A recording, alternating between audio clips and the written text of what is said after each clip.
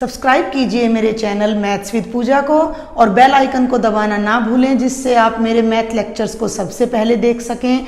मेरे video lectures को share कीजिए। Thank you. Hello students, welcome again to my channel. आज के वीडियो लेक्चर में हम एक्सरसाइज 1.2 के एग्जाम्पल्स और क्वेश्चंस सॉल्व करेंगे और ये है एग्जाम्पल नंबर 4। वास्तविक संख्या रेखा पर वर्गमूल 3 का स्थान निर्धारण कीजिए। इससे पहले के लेक्चर में बेटा मैंने आपको वर्गमूल 2 का स्थान निर्धारण बताया था कि संख्या रेखा पर आपने दिखाना है कि वर्गमूल 3 कौन सा बिंदु है। ठीक है, तो वर्गमूल 3 क्योंकि हमारी एक अपरिमेय संख्या है तो उसे दर्शाने के लिए हमने पाइथागोरस प्रमेय का प्रयोग किया था। तो अब आपने पहले 3 को लेना है। देखो बेटा ध्यान देना है कि 3 को मैं लिख सकती हूँ 2 जमा 1, 3 हो गया। ठीक है, यहाँ तक कोई दिक्कत नहीं है। और यहाँ साथ साथ मैं आपको लिखकर बताती हूँ कि अगर हमारे पास कोई भी समकोण त्रिभुज है जिसका एक कोण 90 डिग्री का है और ये इसका आधार है B, ये लंब है P और ये कर्ण है H, तो हमने क्या सीखा था कि कर्ण का वर्ग बराबर क्या होता है बेटा, आधार का वर्ग जमा लंब का वर्ग। ठीक है भाई, आधार का वर्ग जमा लंब का वर्ग होता है। तो इसी का प्रयोग हम यहाँ पर करेंगे और हम एक समकोण त्रिभुज की सहायता से ही वर्गमूल 3 को संख्या रेखा पर निर्धारित करेंगे। तो ध्यान देंगे भाई, 3 को लिख सकती हूँ 2 जमा 1, तो 2 किसका वर्ग होता है? 2 का वर्ग नहीं पूछ रही मैं पूछ रही हूँ 2 किसका वर्ग होता है। तो 2 को मैं लिख सकती हूँ वर्गमूल 2 का वर्ग। ठीक है ना भाई, जो भी रफ वर्क मैं यहाँ साइड में आपको करके दिखा रही हूँ। वर्गमूल 2 का वर्ग का क्या मतलब है? वर्गमूल से वर्ग कैंसिल हो जाता है क्योंकि वर्गमूल का मतलब घात 1/2 होता है और ये 2 के बराबर आ जाता है। तो 2 को मैं वर्गमूल उसी संख्या पर, देखो ना x है, x पर मैं वर्गमूल भी लगा दूँ भाई और वर्ग भी लगा दूँ तो कोई फ़र्क थोड़ी पड़ेगा, दोनों एक दूसरे को काट देंगे और हमारे पास बाकी क्या रह जाएगा, x रह जाएगा।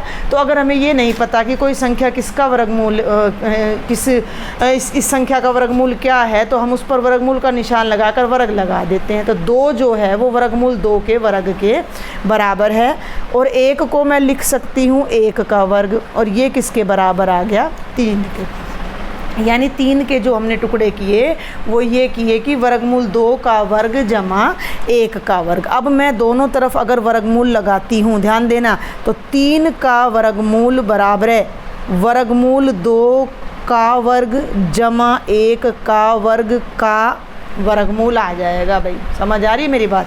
यानी कि ये जो वर्गमूल 3 है ये इसके वर्ग और इसके वर्ग का वर्गमूल है। अब अगर हम इसकी तुलना इससे करें, ध्यान देना है, ये आपका क्या है, ये है आपका h² बराबर है b² जमा p²। यहाँ मैं दोनों तरफ वर्गमूल करती हूँ, इधर भी और इस पूरे पर भी। तो ये तो क्योंकि एक ही संख्या है तो वर्गमूल से वर्ग कटकर h बराबर क्या आ जाएगा, b² जमा p² का वर्गमूल। इस बात को आपने बड़े ध्यान से समझना है कि ये बात यहाँ पर क्या कह रही है कि अगर ये हमारे पास कोई समकोण त्रिभुज है जिसका आधार b है और जिसका लंब p है, तो जो उसके कर्ण की लंबाई है वो हमेशा h होती है। यानी जो ये कर्ण है ये b के वर्ग और p के वर्ग के रूप में और उसके वर्गमूल के रूप में लिखा जा सकता है। समझ आ रही मेरी बात? अब इसी बात को देखो, ये जो वर्गमूल 3 वाली लाइन है वो मैं यहाँ लिख रही हूँ एक बार आपको समझाने के लिए। वर्गमूल 3 को मैं लिख सकती हूँ वर्गमूल 2 का वर्ग जमा 1 का वर्ग और सारे का वर्गमूल। तो जब हम इनकी तुलना करते हैं तो h तो वर्गमूल 3 है, वर्गमूल का चिन्ह बाहर पहले, ये b की जगह पर वर्गमूल 2 है और p की जगह पर 1 है।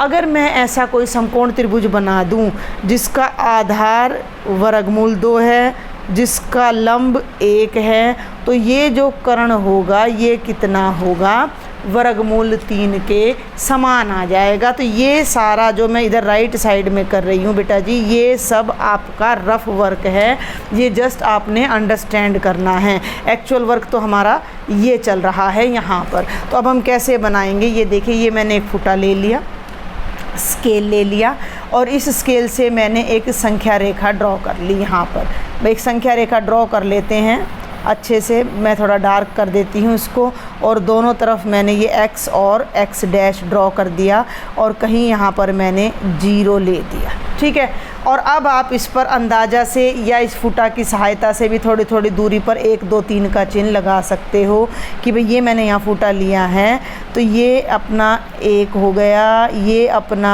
2 हो गया, ये 3 हो जाता है और ये 4 हो जाता है। तो ये बिंदु 1 हो गया, ये बिंदु 2 हो गया, ये बिंदु 3 हो गया और ये बिंदु हमारा 4 को रिप्रेजेंट कर रहा है। आई थिंक आप इस पर देख पा रहे हो। फिर भी मैं यहाँ पर एक बार ब्लैक पेन लगा देती हूँ, फेर देती हूँ। 1 2 3 और क्या आ गया ये 4। अब हमें देखो, हमें एक समकोण त्रिभुज बनाना है जिसका आधार वर्गमूल 2 हो और लंब 1 हो। ठीक है, तो वर्गमूल 2 चाहिए अब हमें लंबाई, और वर्गमूल 2 की लंबाई का सवाल मैंने आपको लास्ट वीडियो लेक्चर में कराया था, जो कि ये देखिए ये आपके सामने है। मैंने यहाँ बताया था कि एक आधार ले लें और एक लंब ले लें तो जो कर्ण की लंबाई आएगी वो वर्गमूल 2 आएगी। तो इसी प्रश्न को अब हम यहाँ पर एक बार फिर से करने जा रहे हैं। तो ये एक मैंने आधार ले लिया, ध्यान देंगे इस बिंदु को मैंने नाम दे दिया O1 वाले बिंदु को मैंने नाम दे दिया A, और ये OA आधार लेकर इस बिंदु पर एक 90 डिग्री का कोण बनाती हुई रेखा अपना आप अंदाजे से भी खींच सकते हो, नहीं तो इस फूटा को देखो ऐसे रख लो। तो ये फूटा का जो आधार है और ये साइड है, ये दोनों एक दूसरे पर लंबवत ही तो हैं, तो आप ऐसे भी खींच सकते हो ये लंब यहाँ पर। ठीक है भाई, और D है तो बहुत ही बढ़िया बात है, आप D की सहायता से भी खींच सकते हो। स्केल उससे कंपास से या प्रकार से खींचने की कोई ज़रूरत नहीं है। अब प्रकार लेकर आपने ये जो दूरी है ये भी 1 है आपकी, तो इस 1 दूरी के बराबर नापना है और भाई यहाँ पर ऐसे चाप लगा देनी है जो कि 1 दूरी के बराबर है। और ये पॉइंट हमने क्या नाम दे दिया, B नाम दे दिया। ये दूरी भी 1 है बेटा और ये दूरी भी 1 है। और जब 1 दूरी का आधार और 1 दूरी का लंब लेकर हम समकोण त्रिभुज बनाते हैं तो जो ये लंबाई है O से B तक की जो लंबाई है, ये लंबाई आ गई अपनी वर्गमूल 2। कितनी आ गई भैया OB की लंबाई? वर्गमूल 2। अब इस वर्गमूल 2 को यहाँ संख्या रेखा पर दर्शा लो। तो इसको क्या करो, थोड़ा खोल लो प्रकार को, B बिंदु तक ले जाओ। O पर प्रकार रखा, B बिंदु तक ले गए और B बिंदु से हमने ये निशान यहाँ पर लगा दिया। तो ये जो पॉइंट आपका यहाँ पर आया है ये पॉइंट C है। ठीक है भाई, ध्यान देना है। और ये पॉइंट C आपके वर्गमूल 2 को दर्शाता है। और ये जो O से C तक की दूरी है, ये पूरी दूरी कितनी है, ये O से C तक की दूरी, जिसे मैं ब्लैक पेन से अब मार्क कर रही हूँ, ध्यान देना है। ये O से C तक की पूरी दूरी कितनी है, ये वर्गमूल 2 के बराबर है। OC हमारा कितना है, वर्गमूल 2। यहाँ ये ध्यान देना भाई, OA 1 था, AB फिर हमने 1 लिया, तो जो OB की लंबाई आई पाइथागोरस प्रमेय से वो कितनी आ गई, वर्गमूल 2। और इतनी लंबाई मैंने यहाँ काट दी तो OC की लंबाई भी कितनी हो गई, वर्गमूल 2। अभी हमारे सवाल का एक चरण हुआ है, वर्गमूल 2 आ गया। अब हमने इस लंबाई को, अब इस वर्गमूल 2 को तो आधार लेना है और यहाँ पर फिर से एक लंब हमने C बिंदु पर ड्रॉ करना है। ध्यान देंगे भाई, OC वर्गमूल 2 है। अब C बिंदु पर फिर से एक लंब हमने खींचना है, खींच दिया और इसको फिर 1 के बराबर नापना है। देखो आधार कितना है बेटा, आधार है अपना वर्गमूल 2। आधार कितना है, ये लंबाई कितनी लेनी है, वर्गमूल 2, जो कि हमने ले ली यहाँ। अब ये कितना लेना है, ये 1 के इक्वल लेना है, तो 1 के इक्वल फिर नाप लो, इसको इतना है, तो यहाँ से कंपास रख के फिर ये कट कर दो। अब O आ गया, A आ गया, B आ गया, C आ गया, तो इस बिंदु का नाम हो गया D।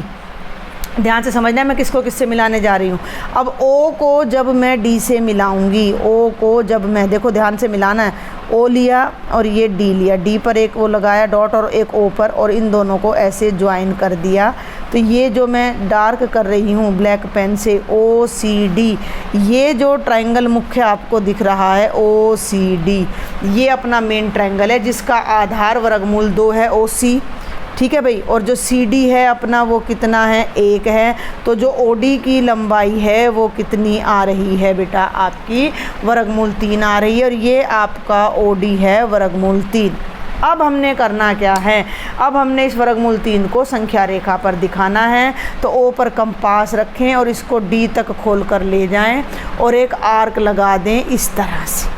और एक आर्क लगा दें इस तरह से। तो ये आर्क जहाँ आकर पड़ती है वो बिंदु को अगर मैं ये डॉट लगा दूं और ई नाम दे दूं तो ये बिंदु है जो कि आपके वर्गमूल 3 को संख्या रेखा पर दर्शा रहा है। तो ये प्रश्न आपका थोड़ा सा मुश्किल है। किस लिए मुश्किल है? क्योंकि इसमें 2 प्रश्न मिल गए हैं। मेन आपने ये बात ध्यान रखने कि 3 के टुकड़े किए, 2 जमा 1, 2 किसका वर्ग है? वर्गमूल 2 का, 1 का वर्ग होता है, दोनों तरफ वर्गमूल कर दिया। अब हमें यहाँ से क्या करना है कि हमें एक ऐसा समकोण त्रिभुज बनाना है जिसका आधार की लंबाई तो वर्गमूल 2 हो, जो कि ये OC है, और जिसका लंब कितना हो? 1 हो। तो वर्गमूल 2 बनाने के लिए पहले एक ही छोटा त्रिभुज बनाना पड़ेगा, 1 और 1 वाला, जिससे ये वर्गमूल 2 आया। इसकी लंबाई यहाँ नाप ली। अब इसको थोड़ी देर के लिए भूल जाओ।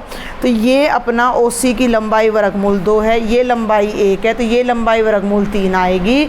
और इसको जब हम यहाँ पर प्लॉट करेंगे तो जो E बिंदु है ये हमारे वर्गमूल 3 को दर्शाता है।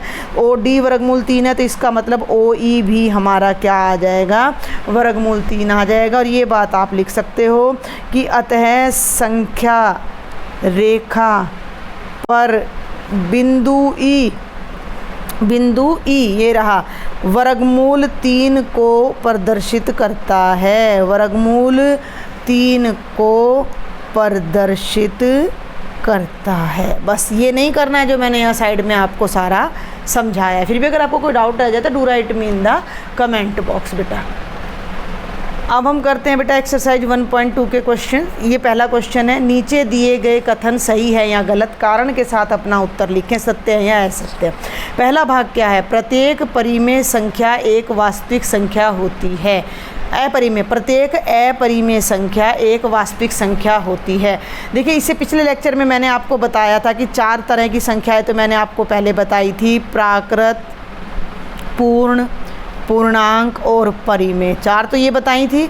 और उसके बाद फिर मैंने एक और संख्या आपको बताई थी अपरिमेय, और मैंने ये बताया था कि ये सारी की सारी मिलकर जितनी भी संख्याएं बनती हैं वो हमारी क्या कहलाती हैं? वास्तविक संख्याएं, जिन्हें कि हम इस तरह से यहाँ पर देखो ये उल्ट इस तरफ संख्या रेखा पर भी प्रदर्शित करते हैं। तो देखो, प्राकृत भी वास्तविक होती हैं, पूर्ण भी वास्तविक होती है, पूर्णांक भी वास्तविक होती हैं, परिमेय भी वास्तविक का ही भाग होती हैं, और अपरिमेय संख्याएं भी वास्तविक संख्या का ही भाग होती हैं।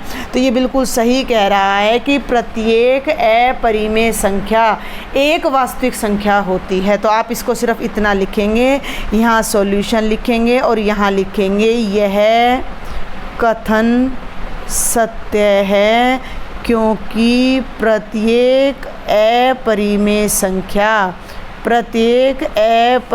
संख्या एक वास्तविक संख्या भी होती है। क्लियर? तो बेहद आसान सा पार्ट था ये आपका। अब हम करते हैं सेकंड पार्ट। इसे आपने बड़े ध्यान से समझना है। ख भाग क्या कहता है? ये क्या था भैया आपका? संख्या रेखा का प्रत्येक बिंदु वर्गमूल m के रूप का होता है, जहाँ m एक प्राकृत संख्या है।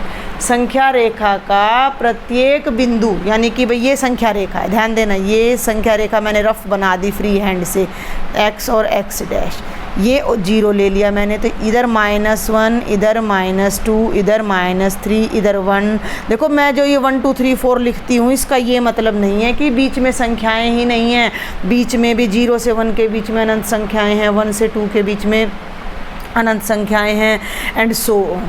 तो ये कहता है, प्रश्न क्या पूछता है कि संख्या रेखा का प्रत्येक बिंदु वर्गमूल m है। वर्गमूल m का क्या मतलब है कि m कोई प्राकृत संख्या है, ध्यान देंगे, m एक प्राकृत संख्या है और उसका वर्गमूल है, यानी हर संख्या किसी ना किसी प्राकृत संख्या का वर्गमूल होती है, ये कह रहा है किताब वाला। तो 0 किसका वर्गमूल होता है? 0 का, ध्यान देना। 1 किसका वर्गमूल होता है? 1 का। 2 किसका होता है? 2 का। 3 किसका होता है? 3 का। 3 किसका होता है? 9 का। 2 किसका वर्गमूल होता है? 4 का। और 4 किसका वर्गमूल होता है? 16 का। 5 किसका वर्गमूल होता है? 25 का। तो इस तरह से इन सब को तो हम वर्गमूल के रूप में दर्शा सकते हैं। लेकिन -1 किसका वर्गमूल होता है? -1 किसका वर्गमूल होता है? क्या किसी संख्या का वर्गमूल आपने अभी तक ऋणात्मक पढ़ा है? नहीं, हमने किसी भी संख्या का वर्गमूल अभी तक ऋणात्मक नहीं पढ़ा है, ये बात आपने ध्यान रखनी है। तो इस बात को अब ध्यान से देखो कि संख्या रेखा पर देखो 0 से लेकर आगे तक के जितने भी पॉइंट हैं वो तो किसी ना किसी वास्तविक संख्या का वर्गमूल होंगे। बल्कि वास्तविक क्या, आप ये देखो कि प्रश्न क्या है कि m एक प्राकृत संख्या है। प्राकृत संख्याएं ही लिख देती हूँ मैं अब आपको यहाँ, 1 2 3 4, तो 1 का वर्गमूल 1 हो गया, 2 का वर्गमूल 1.414 होता है, 3 का वर्गमूल 1.732 होता है और 4 का वर्गमूल 2 होता है। तो 1 भी वर्गमूल हो गया, 2 भी, बीच में ये हो गए, ये कहाँ गई संख्याएं, ये किसी का वर्गमूल नहीं होती हैं। इसके अलावा जो ऋणात्मक संख्याएं हैं वो तो किसी भी प्राकृत संख्या का वर्गमूल नहीं होती, क्योंकि हर प्राकृत संख्या का वर्गमूल सदैव धनात्मक आता है। तो आप यहाँ सिंपल यहाँ से आप अपना सॉल्यूशन लिखेंगे कि यह कथन असत्य है, क्योंकि -1 -2 -3 आदि को वर्गमूल m के रूप में नहीं लिखा जा सकता जहाँ m प्राकृत संख्या है, जहाँ m प्राकृत संख्या है। ठीक है भाई, मैं फिर से बता रही हूँ इस बात को। हमने 5-6 प्राकृत संख्या ली, हर एक का वर्गमूल निकाल कर देखा तो सबका वर्गमूल धनात्मक आ रहा है, पहली बात तो। ठीक है, 0 को ही ले लो, 0 भी किसी प्राकृत संख्या का वर्गमूल नहीं है। 0 जो है वो 0 का वर्गमूल है, लेकिन 0 खुद प्राकृत नहीं है। तो संख्या रेखा पर ऐसे बहुत सारे बिंदु हो गए जो किसी भी प्राकृत संख्या के वर्गमूल को नहीं दर्शाते। ठीक है भाई, अब आ जाते हैं हम लास्ट ग पार्ट पर, ध्यान से पढ़ेंगे। प्रत्येक वास्तविक संख्या एक अपरिमेय संख्या होती है। अब ध्यान देना, वास्तविक संख्या, जितनी भी वास्तविक संख्याएं हैं सारी अपरिमेय हैं, ये कह रहा है। ये गलत कह रहा है, क्योंकि वास्तविक संख्याएं अपरिमेय होने के साथ साथ प्राकृत, पूर्ण, पूर्णांक, अपरिमेय और परिमेय सब भागों में बटी हुई होती हैं। तो ये बात बिल्कुल गलत है कि जितनी भी वास्तविक संख्याएं हैं सारी की सारी अपरिमेय होती हैं। तो हम कहेंगे कि यह कथन क्या है, असत्य है, क्योंकि दो ले लो, देखो 2 एक वास्तविक संख्या है, 2 क्या है, एक वास्तविक संख्या है पर अपरिमेय नहीं है। 2 तो परिमेय है पर अपरिमेय नहीं है। क्यों नहीं है? क्योंकि 2 कैसी संख्या है, 2 एक परिमेय संख्या है। हमने एक ऐसी वास्तविक संख्या ढूंढ दी जो अपरिमेय नहीं है बल्कि परिमेय है। तो हमने जो ये बात कही गई थी इस कथन को हमने यहाँ पर गलत सिद्ध कर दिया कि प्रत्येक वास्तविक संख्या एक अपरिमेय संख्या होती है। हर वास्तविक संख्या अपरिमेय नहीं होती, बहुत सी वास्तविक संख्या ऐसी भी होती है जो परिमेय भी होती हैं, पूर्ण, पूर्णांक वगैरह, ये तो सब परिमेय में ही आ जाती हैं। तो यह कथन हमारा पूर्णतः क्या हो जाता है, गलत हो जाता है। अब हम देखते हैं प्रश्न नंबर 2। बेटा, क्या सभी धनात्मक पूर्णांकों के वर्गमूल अपरिमेय होते हैं? धनात्मक पूर्णांक, पहले तो धनात्मक पूर्णांक देखो। धनात्मक पूर्णांक फिर वही बात आ जाती है, 1 है, 2 है, 3 है, 4 है, क्योंकि 0 ना धनात्मक होता है ना ऋणात्मक। 0 को नहीं लेना, धनात्मक की बात चले तो 1 से शुरू करना है। 5 है, 6 है, ठीक है, ये ले लिए धनात्मक पूर्णांक। क्या सभी धनात्मक पूर्णांकों के वर्गमूल अपरिमेय होते हैं? कि भी जितनी भी पूर्णांक हैं इनके वर्गमूल निकाल लो, और हर बार क्या ये अपरिमेय आएंगे? करके देखते हैं। 1 का वर्गमूल निकालते हैं तो 1 आ गया, और 1 कैसी संख्या है बेटा जी? परिमेय संख्या है। हाँ, 2 का वर्गमूल करोगे तो वो हम पीछे देख चुके हैं कि वो क्या होता है, अपरिमेय। 3 का वर्गमूल भी अपरिमेय, लेकिन 4 का वर्गमूल 2 आएगा जो कि 2/1 होगा, जो कि क्या होगा, परिमेय। तो 2 एग्जाम्पल तो यहीं पर मैंने आपको दे दिए कि ऐसे धनात्मक, देखो 1 और 4 धनात्मक पूर्णांक हो गए, उनका वर्गमूल हो गया, लेकिन उनका वर्गमूल अपरिमेय नहीं आ रहा, उनका वर्गमूल क्या आ रहा है, परिमेय आ रहा है। तो ये कह रहा है कि क्या सभी धनात्मक पूर्णांकों के वर्गमूल अपरिमेय होते हैं? तो आप इसका हल कैसे लिखोगे? नहीं, सभी, ये बात अब आप लिख लेना, सभी धनात्मक पूर्णांकों के वर्गमूल अपरिमेय नहीं होते। हो गया? यदि नहीं तो एक ऐसी संख्या के वर्गमूल का उदाहरण दीजिए जो परिमेय हो। ये दे दिए मैंने आपको, 4 ले लीजिए भाई। 4 का वर्गमूल क्या है? 2 है, और 2 हमारी कैसी संख्या है? परिमेय है। 9 का वर्गमूल ले लो, 3 है, 3 भी परिमेय है। 1 का वर्गमूल ले लो, वो भी परिमेय है। तो ऐसे तो सैकड़ों उदाहरण हमें मिल जाएंगे। तो ये भी अपना बेहद आसान सा प्रश्न था। और ये आपके एक्सरसाइज का लास्ट क्वेश्चन है बेटा कि दिखाइए कि संख्या रेखा पर वर्गमूल 5 को किस प्रकार निरूपित किया जा सकता है। हमने वर्गमूल 2 किया था। वर्गमूल लास्ट नहीं है भाई, ये क्वेश्चन और स्पाइरल है, वो आपका मतलब एग्जाम के पॉइंट ऑफ व्यू से नहीं है, वो मैं बाद में बताती हूँ। अभी आपको पहले इसको समझें।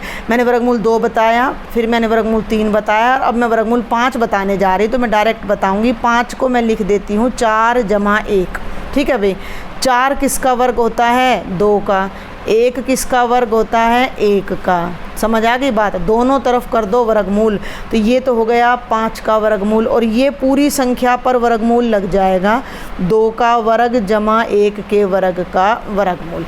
अब आपका जो मेन पॉइंट है समझने का वो ये है, मेन पॉइंट है समझने का वो ये है कि आपने एक ऐसा समकोण त्रिभुज बनाना है जिसका आधार 2 है और लंब 1 के बराबर है। तो वो प्रीवियस मेथड की तरह अब हम यहाँ चलेंगे।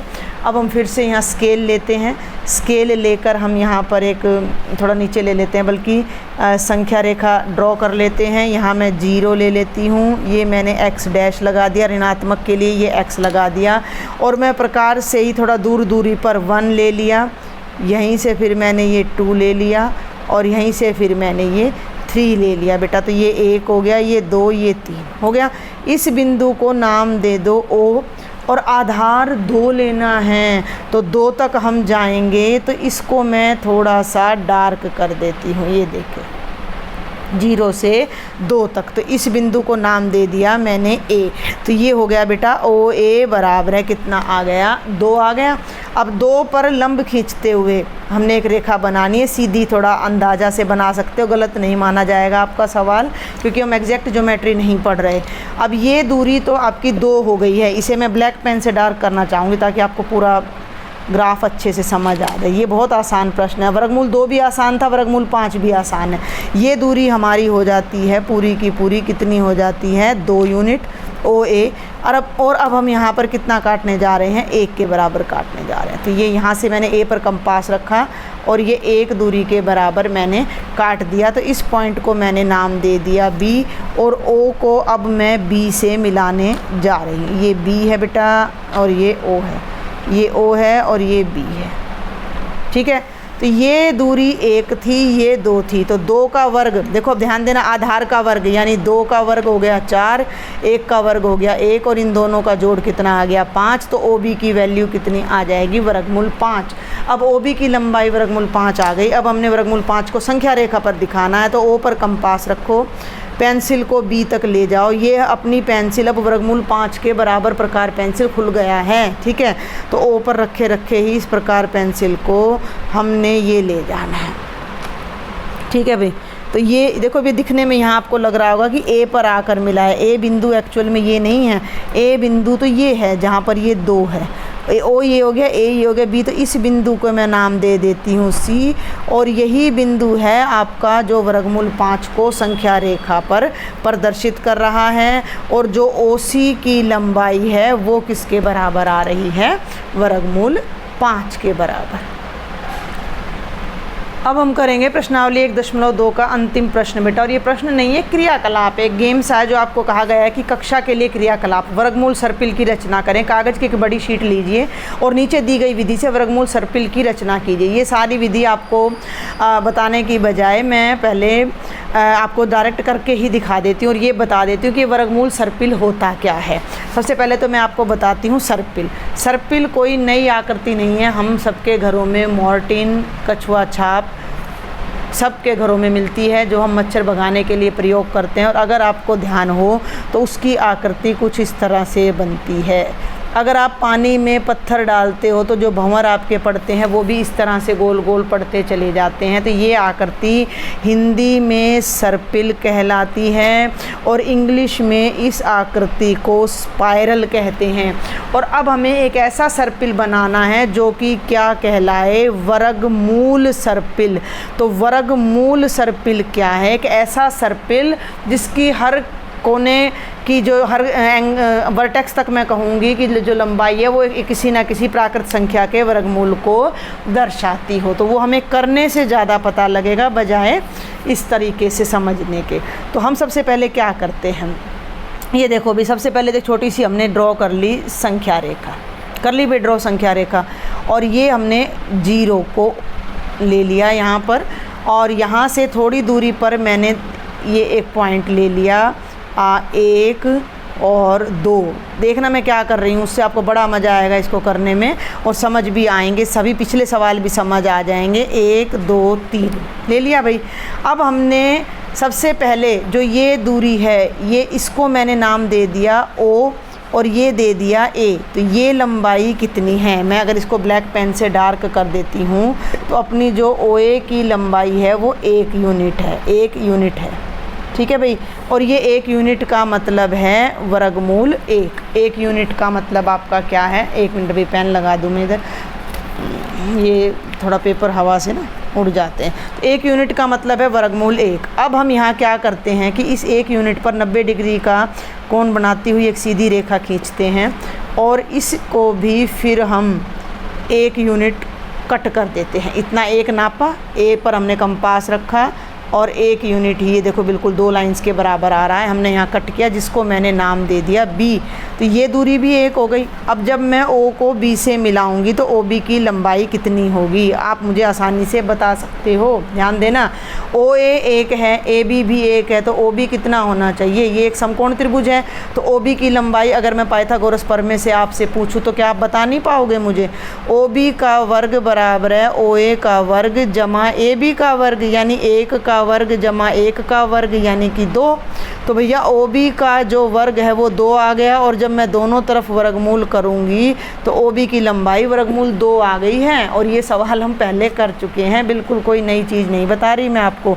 तो ये आ गया वर्गमूल 2, बल्कि मैं नीचे की तरफ इसको लिखती हूँ ताकि गलती ना हो। ये दूरी आ गई वर्गमूल 2। अब हम क्या करें, अब हम इस वर्गमूल 2 को आधार लेते हुए यहाँ B पर फिर से एक समकोण बनाती हुई रेखा खींचते हैं।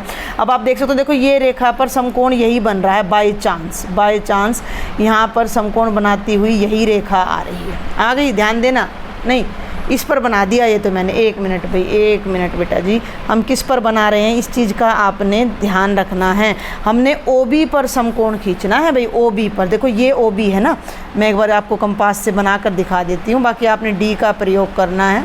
तो OB पर जब आप ऐसे समकोण बनाओगे, प्रकार मैं सिर्फ आपको समझाने के लिए बता रही हूँ, अंदाजे से भी आप D की सहायता से भी बना सकते हो। तो ये लगभग हमारा ये बनेगा, ठीक है ना।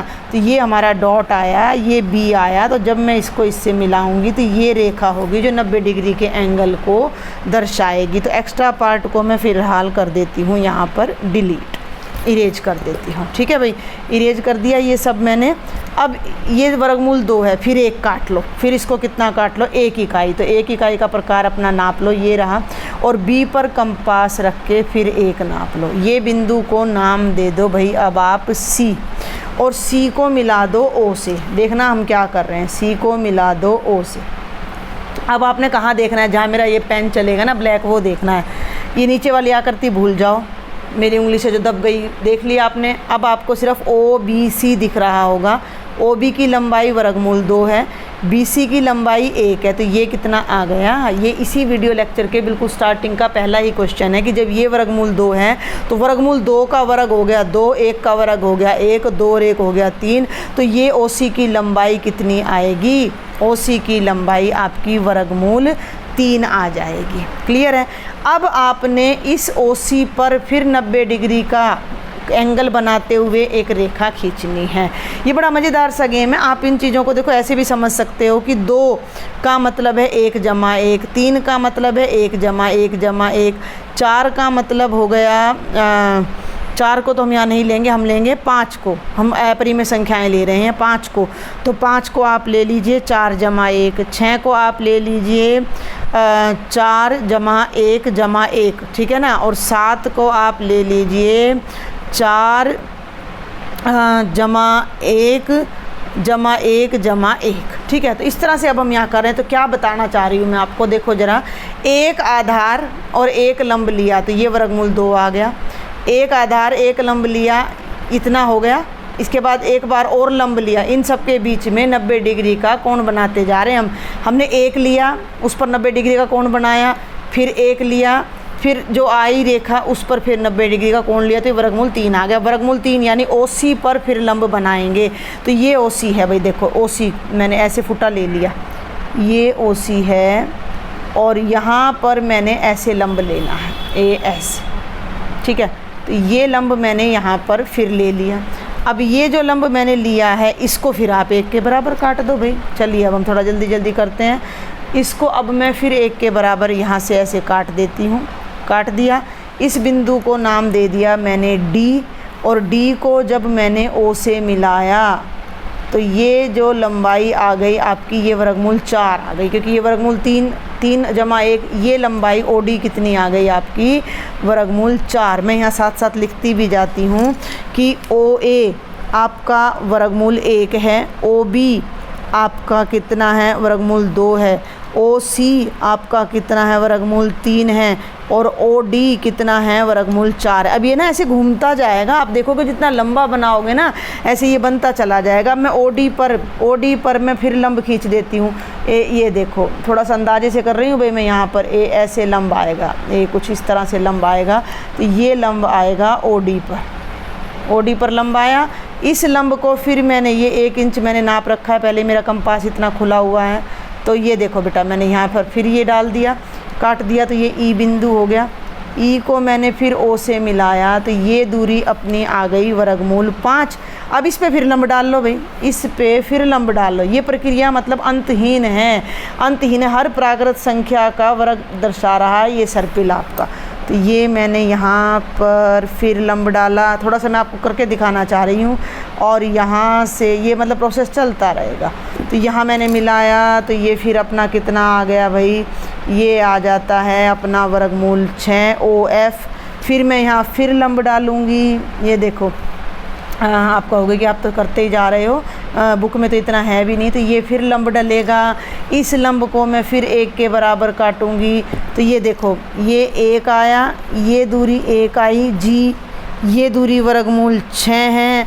और जब आप इसको O से मिलाइएगा तो ये कितनी बन जाएगी, वर्गमूल 7 बन जाएगी। फिर घूमेगा तो ये वर्गमूल 8 आएगी, फिर घूमेगा तो वर्गमूल 9 आएगी। फिर ये ऐसे ऐसे ऐसे आपका सर्पिल घूमता रहेगा। तो आपकी बुक में तो केवल यहीं तक दे रखा है। तो ये एग्ज़ाम के पॉइंट ऑफ व्यू से नहीं है, लेकिन अपरिमेय संख्या की संरचना को समझने के लिए ये सर्पिल आपको बहुत मदद करता है, क्योंकि अपरिमेय संख्याओं पर ही सारा गणित आपका अगली कक्षाओं का बेस्ड है। तो ये थी बेटा आपकी कंप्लीट एक्सरसाइज 1.2। अगर आपको कोई डाउट है, कोई प्रॉब्लम है, तो आप मुझे कमेंट बॉक्स में ज़रूर लिखें। अगर मेरे लेक्चर्स अच्छे लगते हैं then share with your friends, subscribe my channel.